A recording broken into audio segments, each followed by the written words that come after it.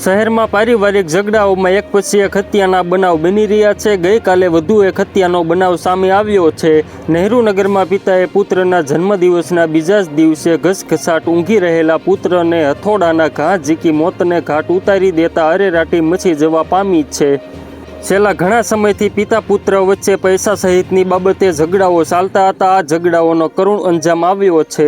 પુત્રની હત્યા નિપજાવ્યા બાદ પિતા ભક્તિનગર પોલીસ મથકમાં હાજર થઈ પુત્રને પતાવી દીધાનું કહેતા પોલીસે અટકાયત કરી ઘટના સ્થળે દોડી જઈ જરૂરી કાર્યવાહી કરી હતી।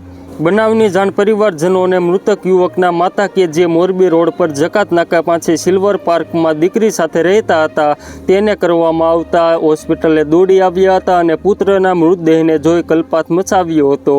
ફરિયાદમાં આરોપીની પત્ની અંશાબેને પતિ સામે પણ આક્ષેપ કરતા કહ્યું હતું કે પતિ હલકટ અને ચોરી ચપાટી કરે છે। તેને સુધરવા માટે પુત્ર અનેક વખત કહેતો ત્યારે પતિ કહેતો કે હું મારા બાપનું નથી માન્યો તો આનું ક્યાંથી માનું કહી બંને વચ્ચે ઘણીવાર ઝઘડો થતા હતા અને પુત્રને મારવા માટે હથોડી લોખંડના પાઇપ પણ ઘરમાં રાખતા હતા। બનાવ અંગે ભક્તિનગર પોલીસે હત્યારા પિતાને કોર્ટમાં રજૂ કરી જેલ હવાલે કરવાની તજવીજ હાથ ધરી છે। તો મિત્રો હાલ માટે એટલું જ, ફરી મળીએ નવી અપડેટ અને નવા સમાચાર સાથે। તે પહેલાં ખાસ કરીને વિડીયોને એક લાઇક અને BTV ગુજરાતી ન્યૂઝ યુટ્યુબ ચેનલને ખાસ કરીને સબસ્ક્રાઈબ કરવાનું ભૂલતા નહીં મિત્રો।